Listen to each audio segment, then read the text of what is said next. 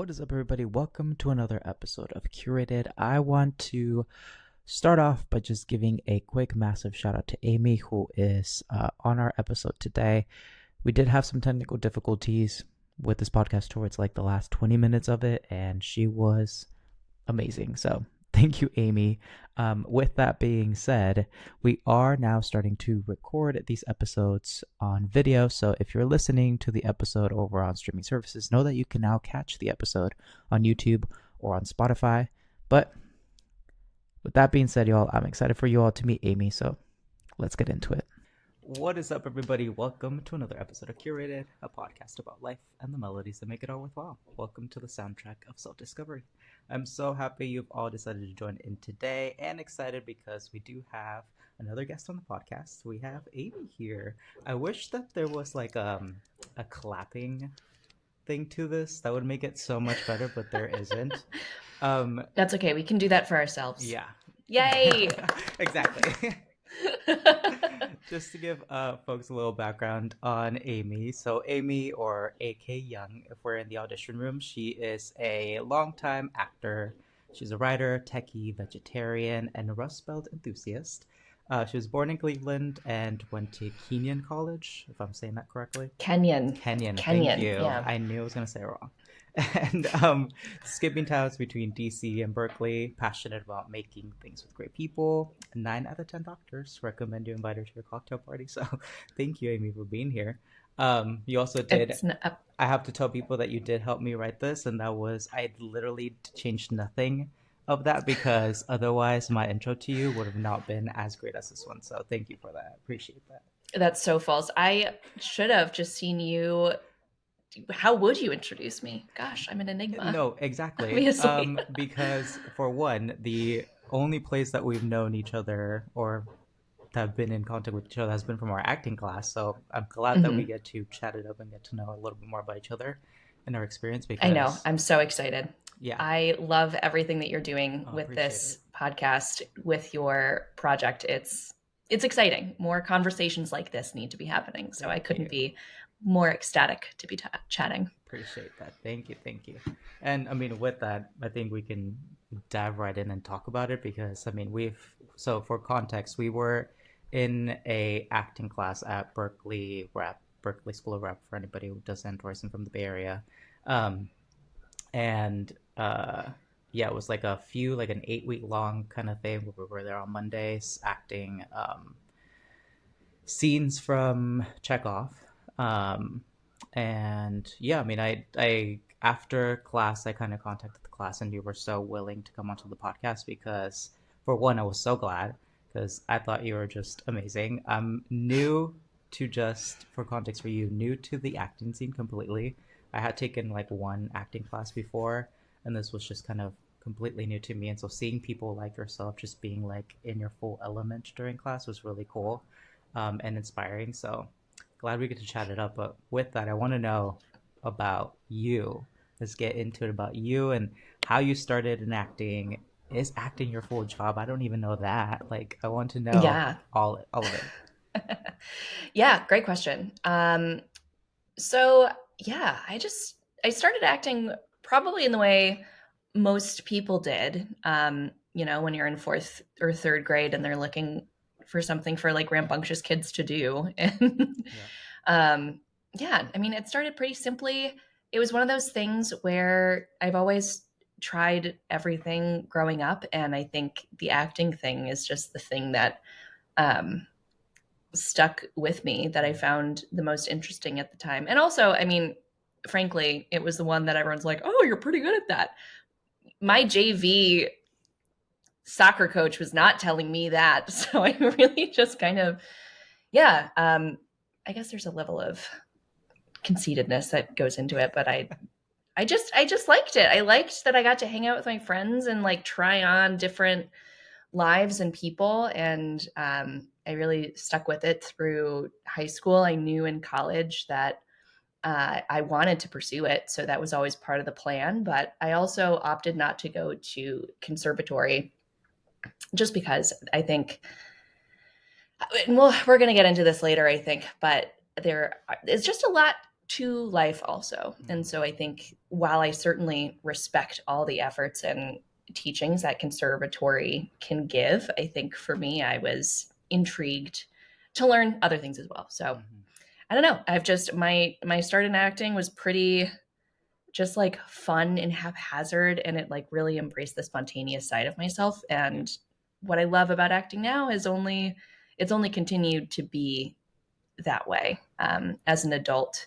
Maybe you felt this too as you're starting to get into it, but I think there are so few ways where we can, as adults, kind of connect Mm-hmm. with other people Yeah. in sort of like trial, very extreme but sincere circumstances, if that makes sense. Yeah. No, yeah, absolutely. I feel the And same. I think there's just a lot of joy and a lot of like being alive in that Mm-hmm. moment, which I think is Mm-hmm. only like month over month, year over year, sort of decreasing as I mean, but we're in like the techie space, right? So we're Yeah. gonna feel that Yeah. regardless, as like it feels like our AI overlords are just like sucking life out of living. They really It's are. like Yeah. The amount of times that I've talked to people about like what is AI just doing to us in terms of like our ability to just enter or be in creative spaces, because I sometimes find myself sometimes leaning into AI for a few things where I'm like, I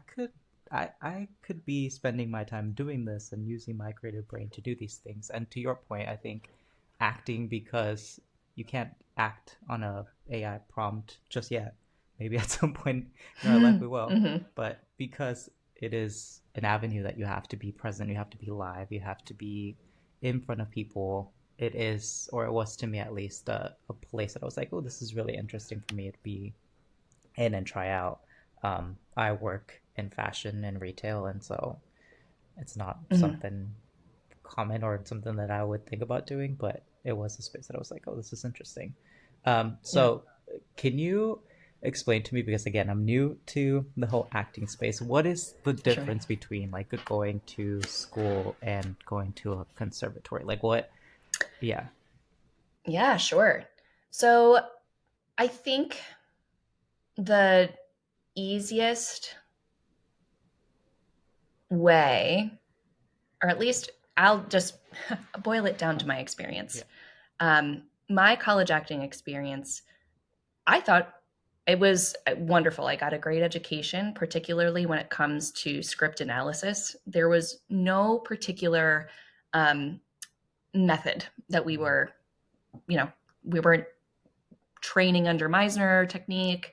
We were introduced to all the techniques that you generally would at Mm-hmm. a conservatory, but we were really focused on okay, how do you analyze a scene really well? Mm-hmm. And knowing that that's one of the main things that's going to set you apart and improve your castability for projects. Mm-hmm. That was like really our focus, and also understanding sort of the history of theater, particularly. And I think our Kenyon College's program, which is a great program, honestly. It's one that leans more academic, but I mean, the Mm-hmm. college does as well, right? Right. So it's like Kenyon is known as a writer's college. A lot of writers come out of there. Even if you take a yoga class, you're going to be writing an essay or two. Yeah. So that's that school of thought. And with conservatory, um, it's approaching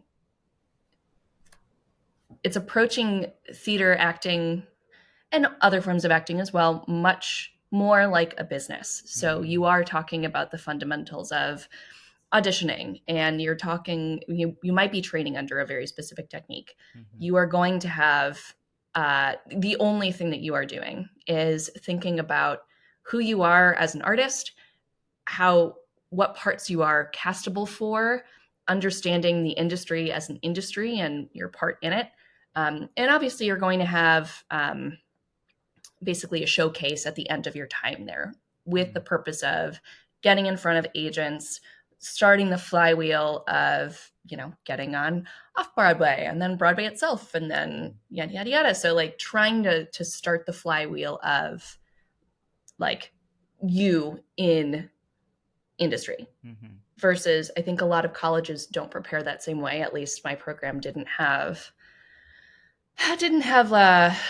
like a showcase at the end of things, but you're also not in dance classes 2 hours a day. You're not focusing on movement. Mm-hmm. Like, you're not taking a voice class. I mean, I did, but not everybody had to. You could really opt into sort of the things that you wanted, but that's part of the joy of the collegiate Yeah. liter Yeah.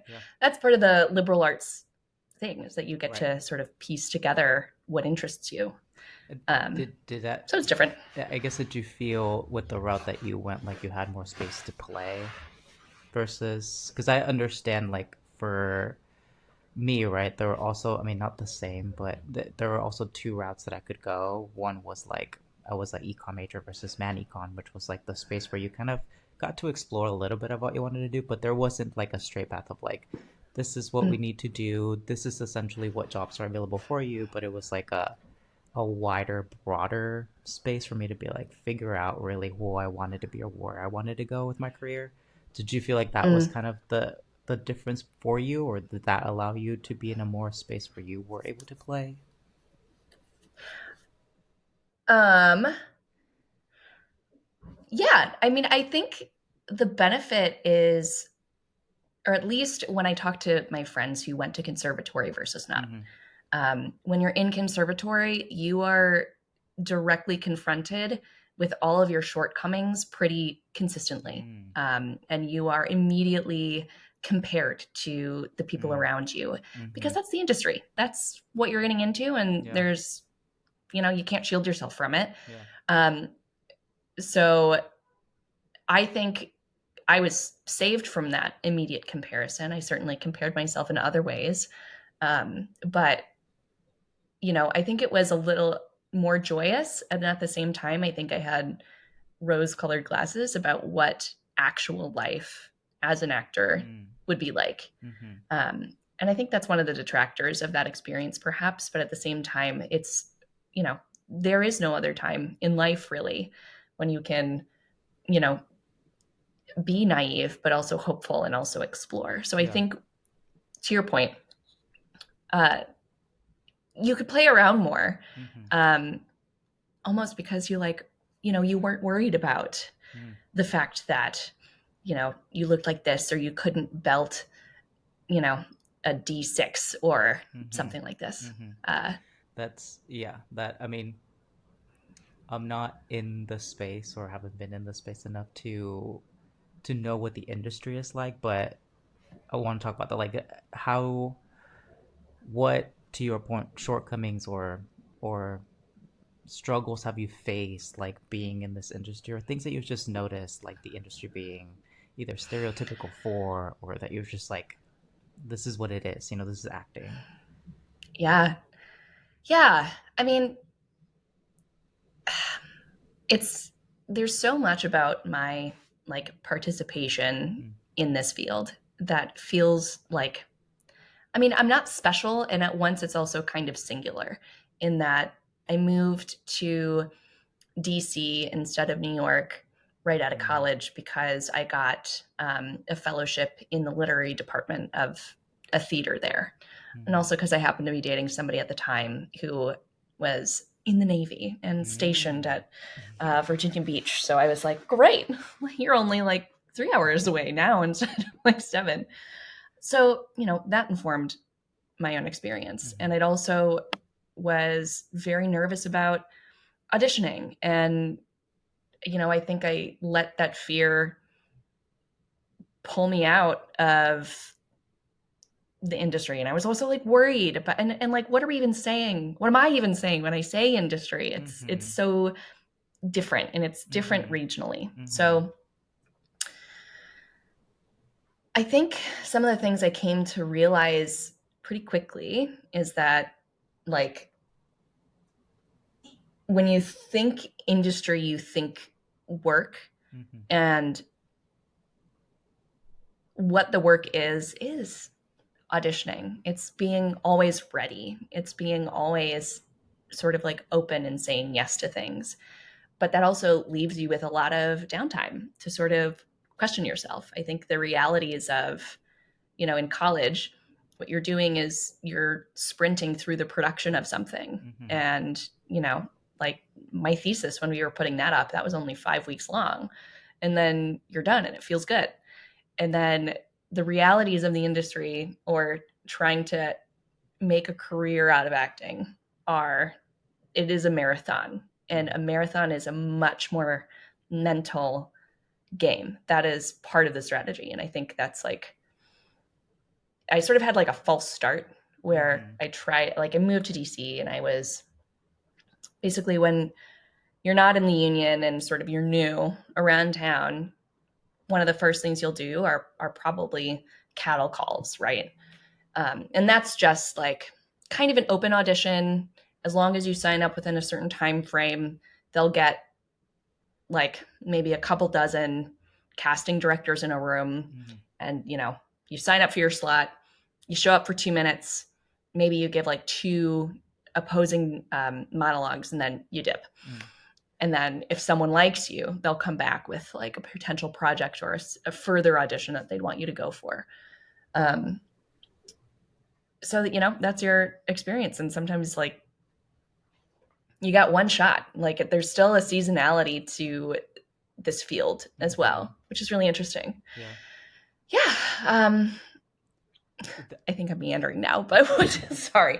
No, I mean, I personally, this is like a learning thing for me. So I love hearing about it, because I'm like, oh wow, that I don't know how it works. So it's interesting that you share that. Have there been, in the same vein, I would say, now that you've been in this space for a while, things from outsiders, things from people who don't know what it means to be an actor, that you're just like, that's so stereotypical of you to think of like what an actor does, that you're just like, well, you know what, there are levels to it. To your point, like there are seasonalities. Like what happens during those off times? Like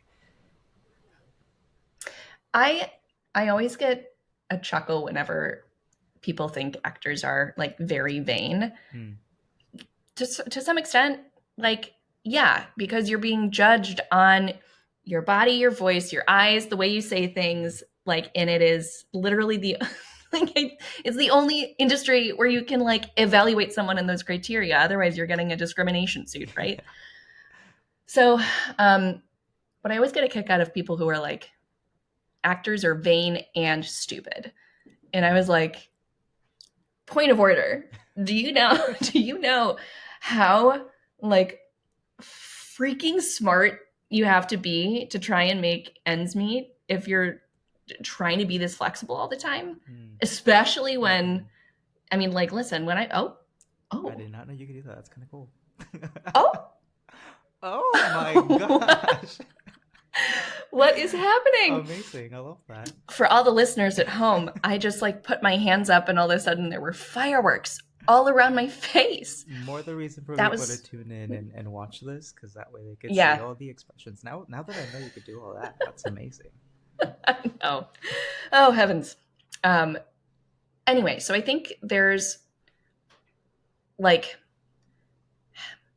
I've tried to stop using the word hard to describe things, because things are difficult in a variety of different ways. And the amount of creativity in problem solving you have to have from a career standpoint to make acting even a partial thing, to try and become more known in an industry or in your region, rather. It requires just a heck ton of smarts. It requires a variety of different intelligences as well. So you have to memorize certainly quickly.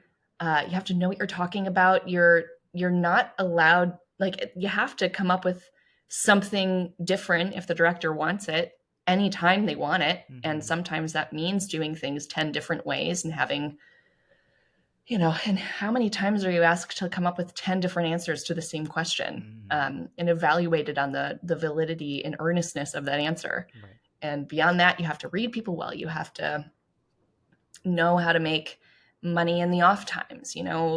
It's a really dynamic, interesting, crazy thing to do. Absolutely. And I stopped doing it for a while just because I was, living in an uninsulated basement in DC, and I was like working 3 part-time jobs to make ends meet. And I was like, there's a part of me that like is so scared right now.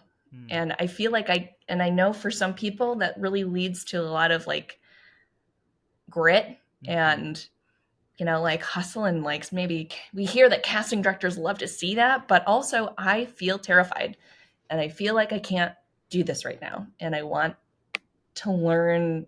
I want to feel like I'm learning something, Yeah. for me, Mm. not necessarily to meet other demands. So Yeah. that's where sort of this dovetails with like the next chapter, which is really focusing on entrepreneurship and startups. I got into growth marketing, which is a valuable skill set, certainly when it comes to like promoting different artistic projects and stuff. Mm-hmm. And now I'm just in the phase of my life where seeing if I can bring both together. That's like and I want to talk about these projects that you have going on because they're really interesting. But that is like the the ideal middle ground that I think a lot of people want to be in. For me, it's like I'm a marketer by day, right? And then I love Yeah. to do all this stuff that is about creativity, music, whatever. Bridging the two is probably where it makes the most sense because obviously I still want to make money. I can't just like drop everything Mm-hmm. and talk to amazing people all the time because that's I'm not Wouldn't gonna we end up. all? Wouldn't we all love to just chat it up? Um, but to your point, like it does require someone being incredibly creative and smart to try to make and weave their way in an industry like this. Even for me, like being in that space for a little bit or just from those classes, like I couldn't even memorize lines. Like imagine someone to your point having to memorize lines, but then also figure out, okay, am I gonna have my next paycheck ready? What do I need to do? How many, auditions do I have to go to? Like all these different things. It's a complex place. And I think for any industry, I feel like people usually come in and they'll be like, oh, you have it easy because of X, Y, and Z, or this is different because of X, Y, and Z. But unless you're in it, unless you understand it, probably don't have the full scope of what people do. But now that, you're moving into the space where you're trying to meet a middle ground, like what does that look like for you with, growth marketing, with acting? Like what are those projects that you're working on that are leading you there? Yeah. Well, sometimes the sometimes the universe calls, and then sometimes it just like knocks open your door for you, Yeah, and I'm invites feeling it. itself. Cool. Right. And I think that happened for me. So I was among the people who were laid off, from their company at the Mm, time. And it was okay because I was already planning on trying to strike out on my own, and I'd been saving money for a while. Um, and I was about to sort of take a sabbatical with the company too, since I'd been there long enough to warrant it. So I'd already been planning on like some time. And I was just like, okay, like, well, I have even more time than I thought now. Um, what do I do? And it had been so long since I'd given acting a real shot that I was like, okay, we're going to start auditioning again, and we're going to try and get out there and take classes and do things and, do all the things that we were too scared to do last time, because now we feel like comfortable, we feel prepared, mm, and let's just see how far we can get in like 6 months. And I think that's where one of the benefits of being in a place like SF in the Bay Area mm, has been really cool, because it is technically, I mean, it's a smaller market, but there's still a good amount of stuff happening here. There's a lot of indie stuff happening here. There are a lot of students here who are mm. trying to make films, and that was the first gig I got, basically. I auditioned on my birthday last year, Oh, wow. and oh yeah, and then I like met my now friend Ira, for this period piece he was shooting. And we shot that in January. And then, a friend of a friend wrote a sketch, and he was like, hey, can you just pop over and film this thing with me? Mm, So the strategy remained the same, trying to get enough digital credits to put together a reel so that I could start trying to go after slightly bigger things, and then mm, eventually get an agent. And we're still on that agent piece right now, which is what's going to unlock, I think, bigger projects. Mm-hmm. But all along the way, you're learning how to work with people. What is all the different roles on film sets versus theater sets. Just nurturing a lot of these relationships at the level that you're at too. I think that's the important part. In the same way that in any job, the people in your intern class are probably going to be the ones to give you an opportunity in the future more than the people you might be interning for on like this, that, and the other. Same principle. Mm-hmm. So now I think it's the question of like, all right, I have done my allotted time. I have a reel now. I am going out for things when I can. It's still a really disempowering process. That part I remember, where, you can be on backstage and Actors Access all day long and submitting yourself for any number of projects, but you are still not the true decision maker for whether you're doing what you want to be doing.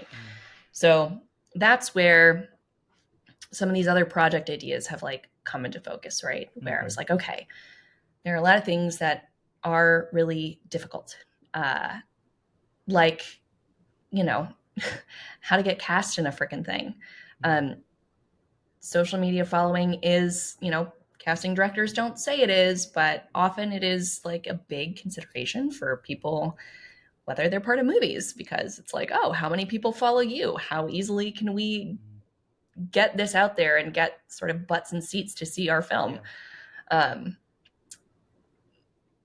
So there are a lot of informing factors that make being an early actor really difficult. And I have nothing but ideas on how to make that easier. And so, yeah, that's where I'm like, okay, maybe I'll start sort of this like lightweight tech company on the side now that I've sort of worked in that field and know a little bit more about operations and digitized products, as it were.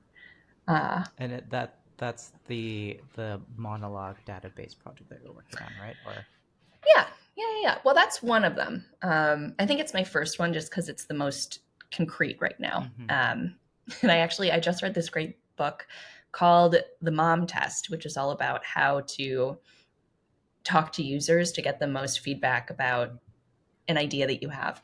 And technically I'm going against their advice by talking about it, but I'll talk about it because it's more important that it gets out there than not.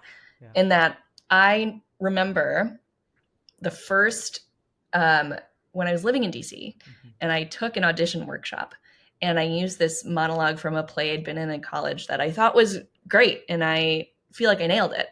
And this woman gave me some, good advice. I was like, you did nail it, but also that piece is like too old. You have to find something newer. You have to find something like more suited to like yada, yada, yada. And I was like, oh, okay. And I don't know why I hadn't really considered what I'm reading as an audition piece, but I was like, that became my Achilles heel. I was like, I felt like I had a mental block about finding material, about what even qualifies as like, what does it mean to put myself in a good light even?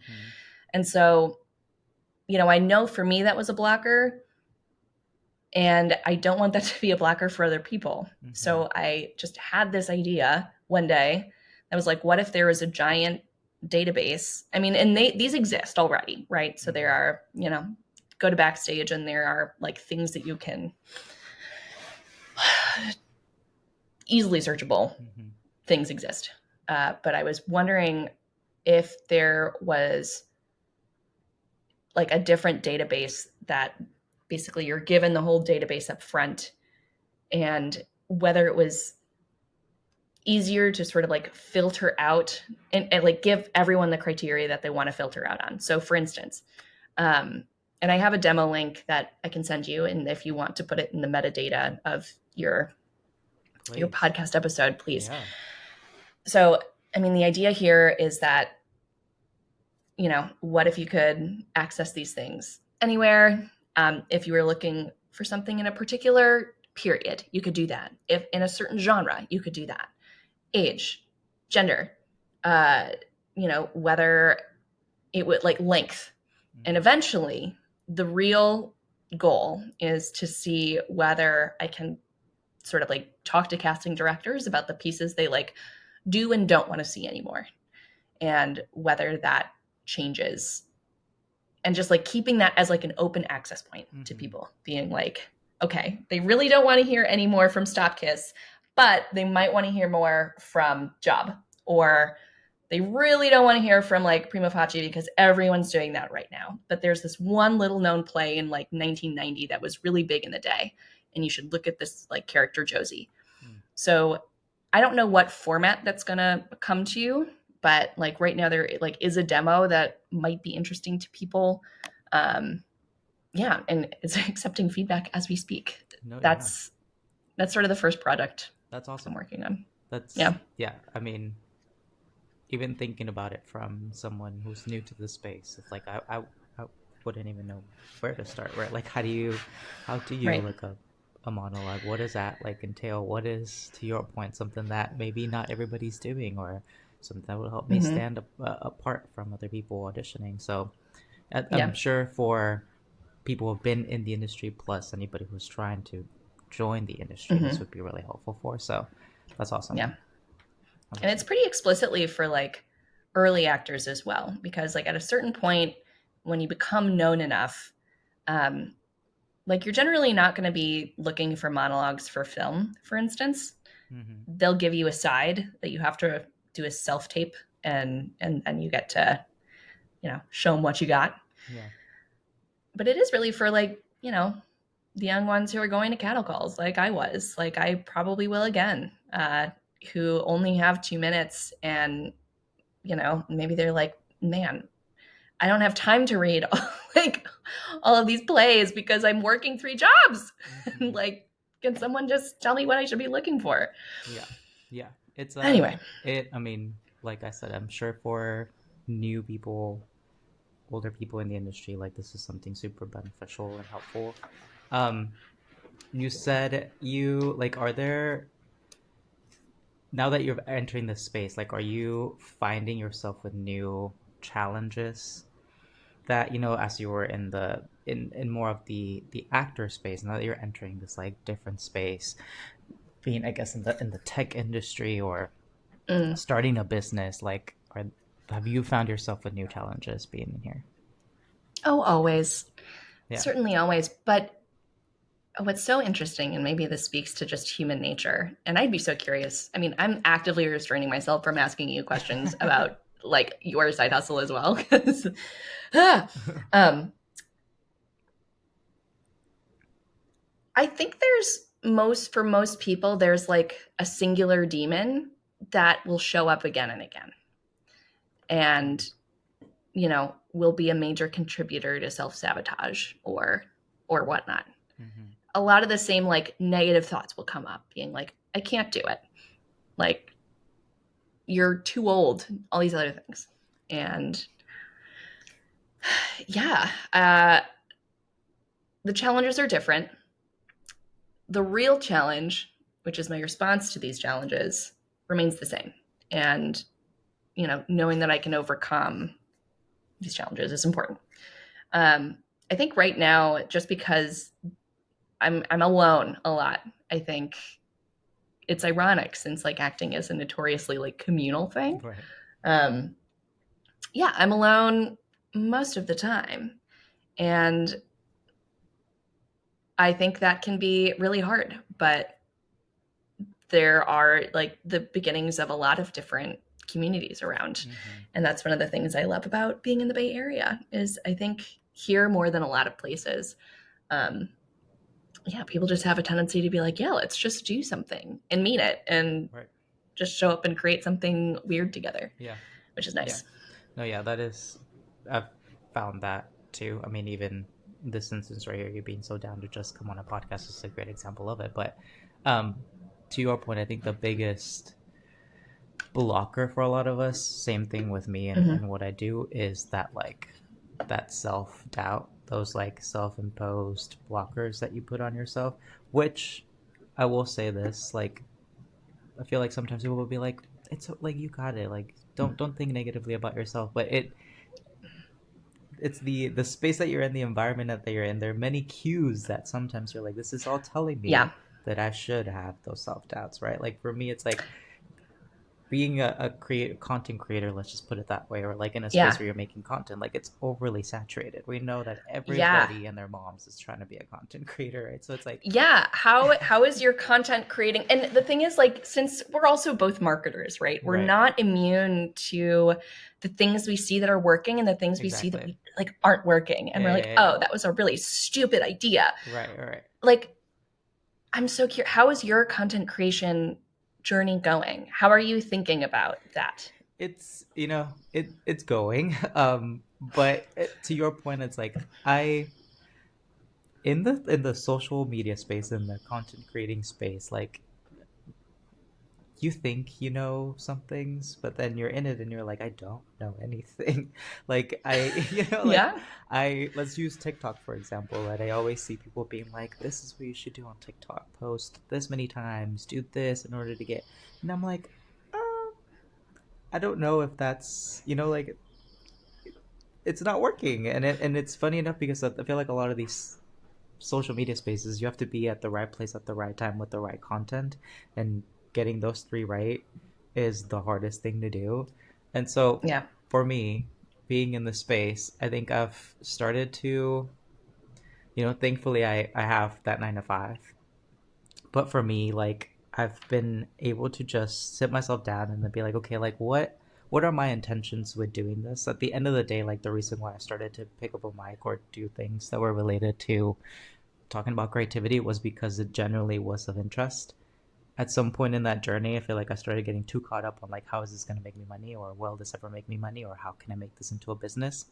And that, I think, started to be a blocker for me because it just like stopped being fun for a little bit. I stopped being like, I need to hack the right way to make content.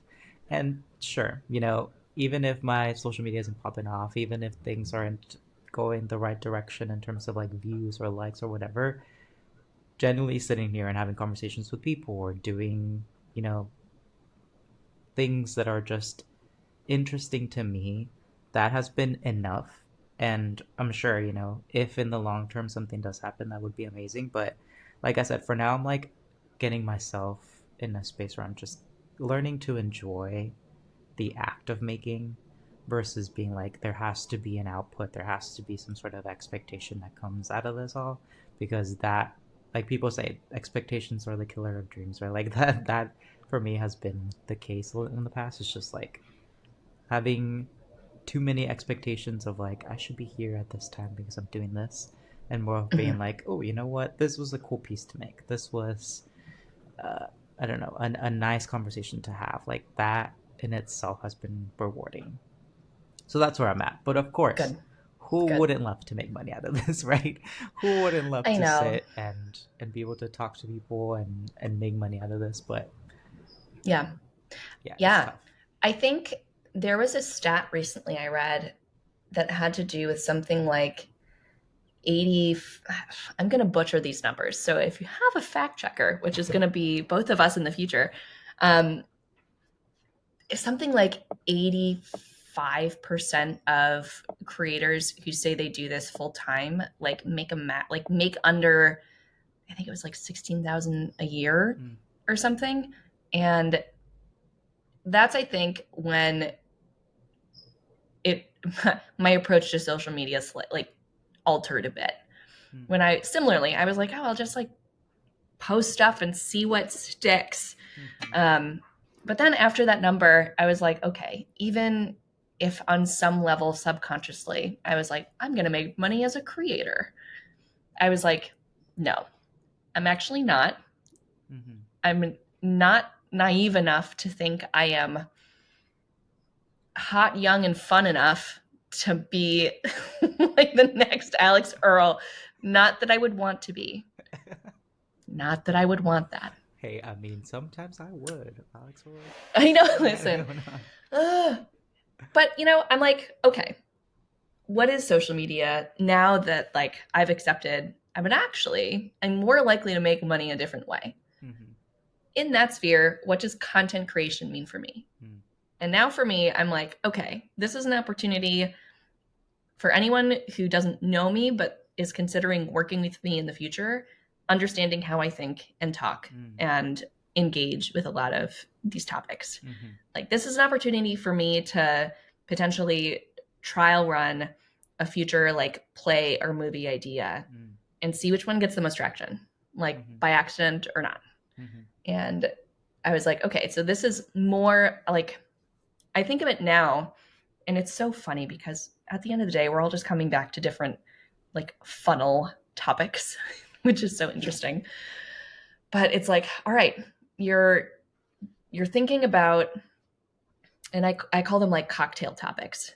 Like, you are like, where TikTok particularly is the place where I'm trying to sprinkle the thing that makes people go like, oh, she's really interesting. mm. Like, oh, she has like, how did she know?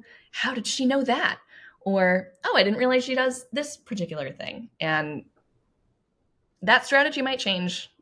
And for now, hopefully, I don't even want to say hopefully, but like, knowing that TikTok also might be banned in the next couple months because of this thing, it makes it Right. harder to be like, I'm gonna put my whole posting self behind this Yeah. thing. For it to be gone and then you're Anyway, like, oh, cool, there goes yeah, my efforts. But yeah, it's like, I get that. Have you, like, for you, what has been the the format, I guess, or the ways that you've gotten yourself out of those places of mm, being like, I need to, because it's really tough. Like it, like I said, mhm. for me, it's like my true passions are in my 5 to 9. The things that I do probably after work. Like that is, hopefully my boss isn't hearing this, but I love my work. But what I mean is like my, Yeah, like truly my where I find the most enjoyment is in these conversations that I do after work. And it's tough for me to be like, oh, this could be a thing for me. But falling short is also a really tough realization of being like, oh, will this ever be a thing? Like, even if it doesn't, am I comfortable with that being the case? yeah, Like, for you, you know, do you consider those things and do you think, okay, future looking, if this doesn't happen for me, like, what is my space going to look like? Am I going to be comfortable in the space that I'm in, or do I try new things? And like, what is your thought process when you think about those things?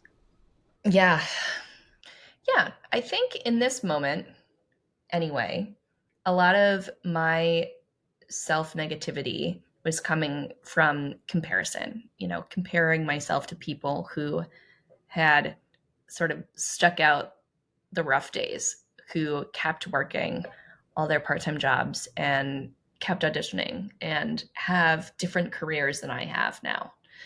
Um, and I started judging myself for all the punches I pulled and all the chances I didn't take, Mm-hmm. when they're the chances I would have Yeah. taken now, but I don't know if I'll get to take them again, if that makes sense.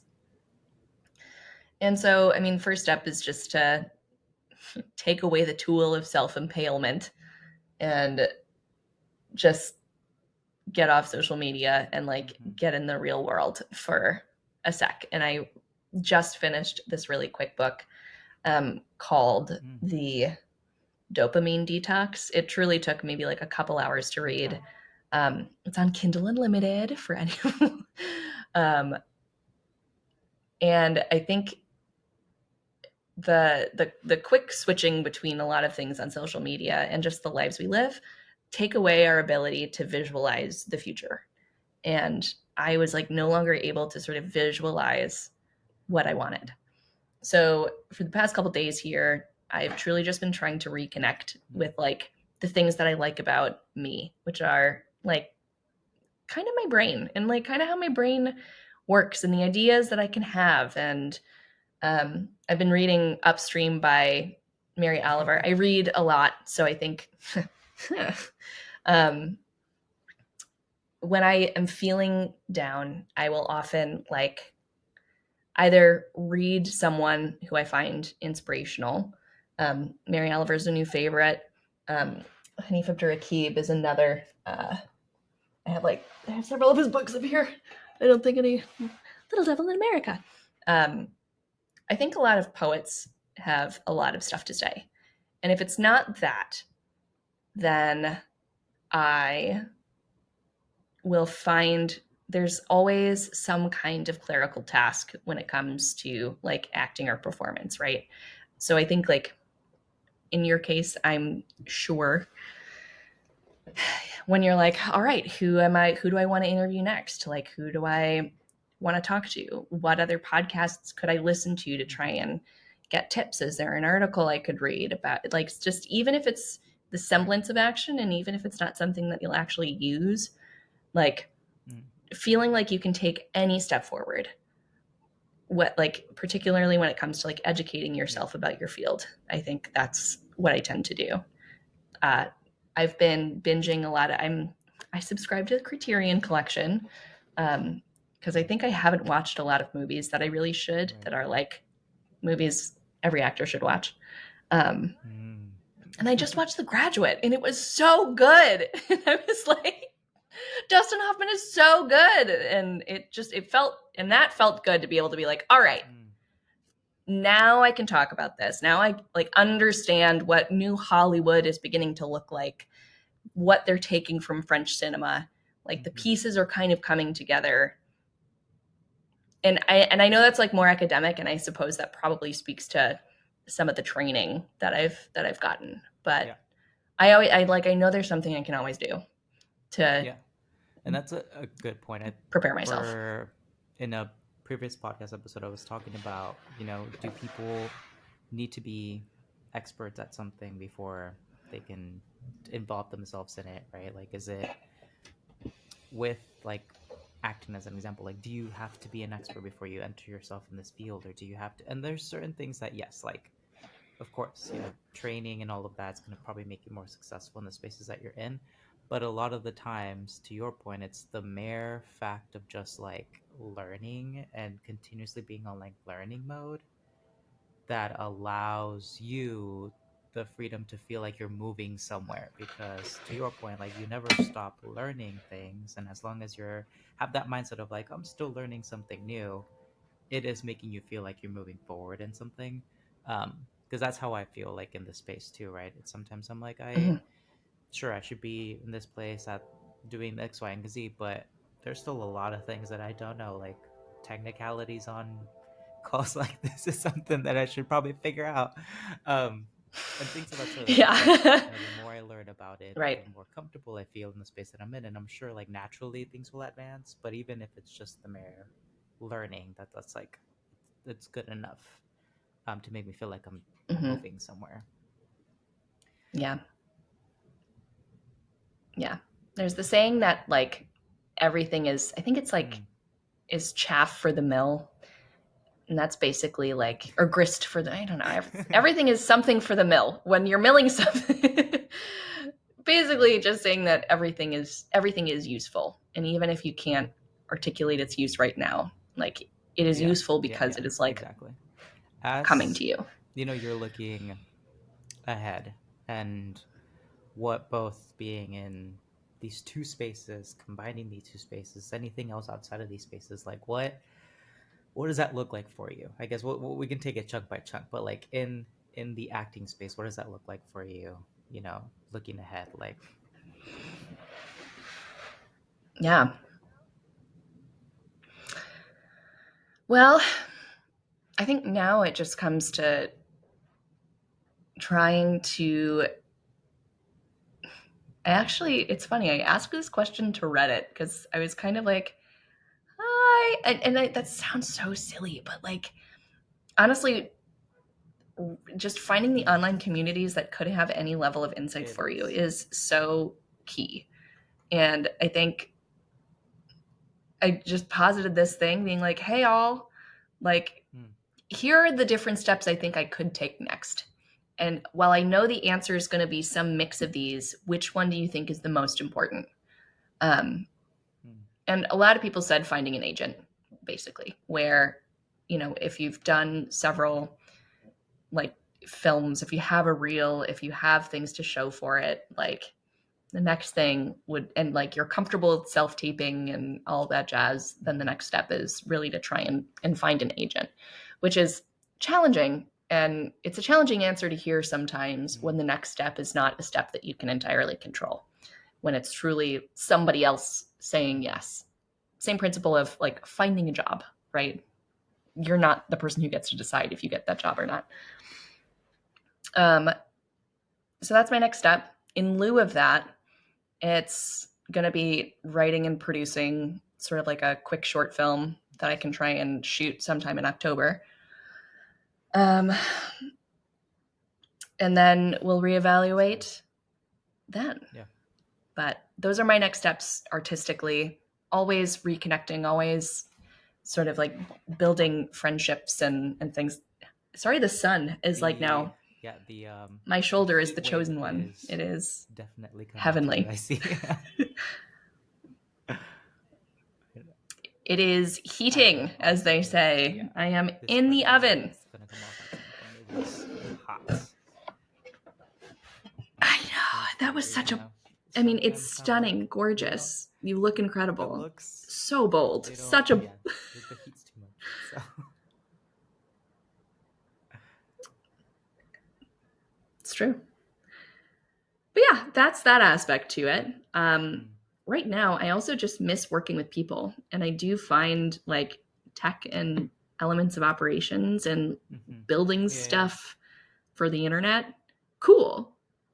And I miss doing that. So I think I'm going to be starting to look for more flexible part-time opportunities. I think everybody is right now. Why not? So sometimes it's intimidating to know that your next step on both fronts is competitive, very competitive. It is. But that's life. And so here we are.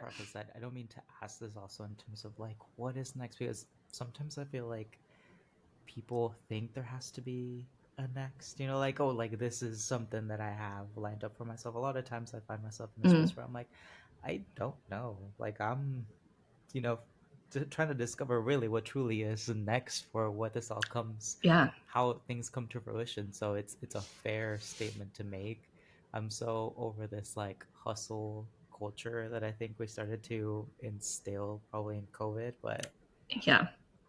I mean, you've been look at you hustling like harder than almost anybody. Again, I think because there is like a level of just enjoyment of being in the spaces that it sometimes doesn't feel like I'm like hustling, just generally feels like a passion. I think where it turned for a lot of people, especially with COVID, is you were literally trying to do this consistently, make something out of it because you had to, and that was just like unhealthy for me, or I saw it be unhealthy for a lot of people. So hopefully you don't find yourself in those spaces, because I think it's always the worst to feel like you're like, I'm chasing after something that isn't healthy for myself. Because to your point, like creatively, maybe it is in acting, you're just trying to get yourself back involved in it. Like for me, again, I'm new to the space, and it's been enjoyable so far, not looking to make it a career necessarily, but just like learning about it. But yeah, it's whatever space we're in, I think it's always tough sometimes to think too far ahead, right? Because you're like, what is next? Oh yeah, because you're like, I don't even know what that would be like. So why? Like, I don't know. So why? How am I supposed to know what the heck I'm supposed to be doing? In a few months from now. Yeah. If you're looking, definitely back in terms of like your journey so far, you talked a little about those lessons that you've learned, but as a creative individual, is there something key that you've taken, from trying all these different things and now being in this space, that you've taken away as something really key for somebody, for any creative individual?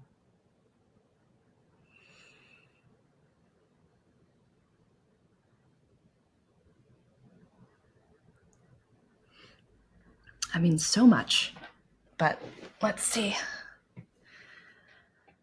Oh, and it could be positive or not necessarily negative, but like something that you've have Yeah. learned that is either positive or just a learning lesson that you've had about, ups and downs. Yeah. There are very few explicit lessons I've learned. Um, but things I've realized, uh, I've realized that a lot of the advice we grew up with, for instance, if you can do anything else, do anything Mm, else because acting is really hard. Or um, if you have a real mm, job besides acting, then you're not an actor. I think a lot of that type of advice. Um, I now look at it from an economic perspective. And that mindset might have been more plausible in the 70s and 80s when a lot of my professors were coming up. And it's very different now. Like to be, an artist or, the grunge scene here in SF was also pretty real. But to be an artist then is very different than to be an artist now, just by nature of like inflation and how much everything costs. And there is no need to demean anyone if they, are pursuing two things at once, as long as they mhm. are like flexible and open and good collaborators. That's what that's what matters most. Um, and then I think the other lesson is really there's like a time to be patient with yourself and when you're creating, and then there's a time to Mhm. just be impatient and just like go for it and apply for things, make things. And yeah, and then I think the final lesson is like part of being an actor these days is kind of being an actor Mm, and a producer, being someone who makes their own opportunities. Because right now, if we're just teaching people to wait for to be chosen, right. that's just not empowering enough. That's not the kind of like Mhm. artistic culture I would want pervasive in America. I don't want people to be thinking that. Um, Yeah.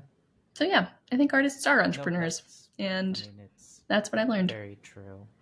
Do you feel at all like the space that we're in now in terms of economically, I guess, has changed a lot of your perspective as an artist? Like, has that shifted any to, I mean, we kind of have talked about it obviously in terms of like, you're following things now and looking at it from an economic perspective because you kind of have to, but has that deterred at all or changed any of your perspective from the artistic lens? Like, do you still feel as invested in yourself as an artist than you did, prior? Do you feel like now, you have to think very much tactically about what's next for you?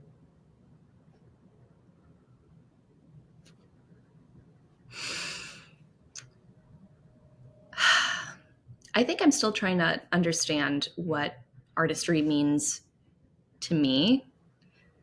Um, I read a quote this morning in this book that just knocked my socks off. And it had to do with artistry, and that yeah, please. I'll find it and I'll send it to you. And I could Oh, potentially send like have a little recording of amazing. myself saying it so you can include it in whatever. Ooh. um, yeah, I'm still figuring out what artistry means because there's, interpretive art and then there's generative art. And that's like interpretive art is basically, like orchestras and thespians and anyone Mhm. who's like taking something and interpreting something else, right? And then there's the generative art that are like writers and composers and like do I want to look at it that way? Mhm. Do I have a choice of looking at it that way? What Mm. like is artistry just interpretation?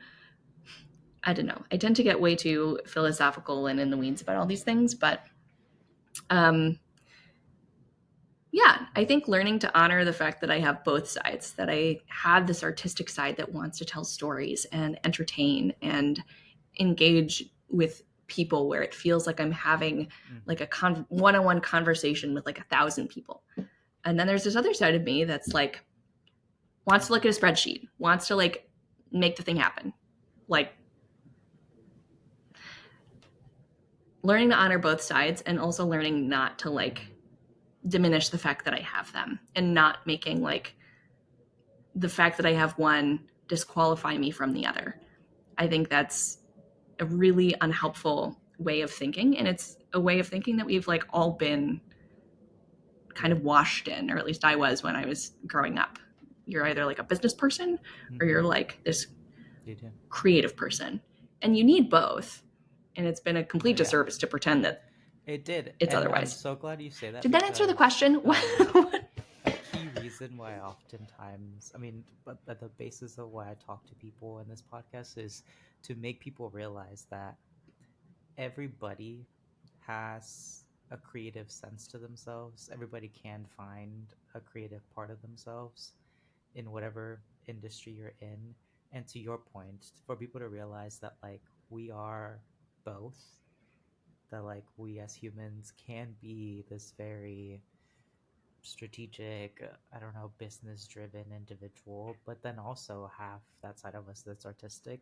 Um, and be able to your point, honor them both is really key. I think as we've moved into this space and this time, we all have to be comfortable with knowing that like we adapt, and that's who we are. And to your point, like if you are a business person, that doesn't disqualify you from being artistic, and the other way around. If you're completely artistic, it doesn't mean that you're not a business person.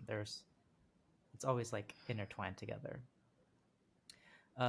I guess to ask you one last thing, because I don't want to keep you in here forever. You have really insightful stuff, and we honestly could be talking forever. But in terms of impact for yourself or for the space that you're in, like what does that look like? What are you hoping that impact is? Whether it be, a self-actualizations, or just like, successes within yourself, or making an impact within the industry. Like, how does that manifest?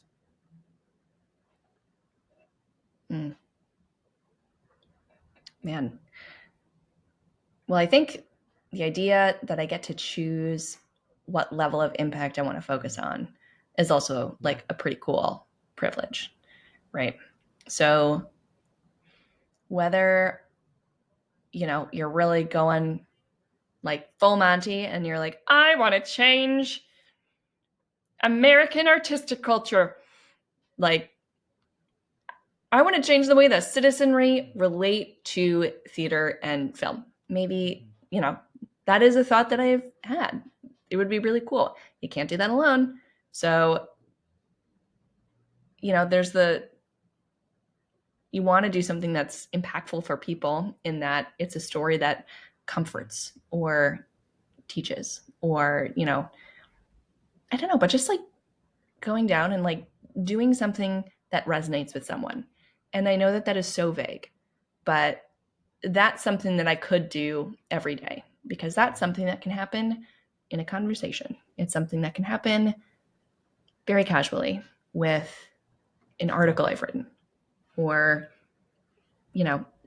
a 15-second video on TikTok that someone's like, yes, that idea is great.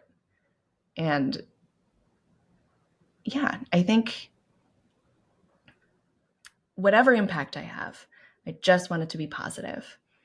I don't like being like, there's a difference between being critical and being judgmental. I might be critical sometimes, but I think criticism has a place in what we're doing. I don't think judgment does very often, unless, it's morally warranted. And I would love to be known as someone who is like a positive, collaboratively critical person who is just trying to like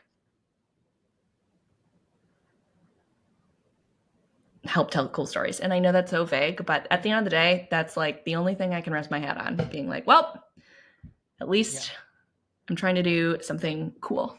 And tell And more cool it's not stories for people vague. who want them. I resonate that with that a lot too. It's like if you, at the end of the day, like connecting is, even though it seems super silly and basic to say, but like connecting is something that I feel like Right? sometimes, to your point, it's like we don't see it. It's becoming tougher and tougher to make legitimate connections and for people to resonate with stuff. And so it's like, I agree. at a basic level, I think connection is what makes us human. So it's not, to your point, anything basic. I think it's true. I like that. I know. And I was going to say, I'm like, man, if people are getting millions in VC funding to try and chase what you're doing, like, Yeah. then it's not vague. It's like you're doing a very worthwhile Right. thing. It's like you're literally right on the money. That Exactly. is Well, I mean, I more, appreciate you please. coming on the podcast. Thank you so much. I hope that these technical difficulties didn't screw up any of our recordings. So we'll see if that's the case. Hopefully it didn't. Oh, Listen, thank if they did, you. I'm here all I week, appreciate it. all But month, thank you even. so much for jumping on. If there's again, if you want to send over your demo, would love to show people the demo that you have going on. Anything else that you would love to share, like please, we'll post it on the Yeah, podcast. For anybody listening, for anybody watching, thank you all for tuning in. Please go. We'll probably put your socials if that's okay with you. If not, we can leave them off, but we'll share them where we can. sounds Thank you all for great. tuning in. I appreciate it.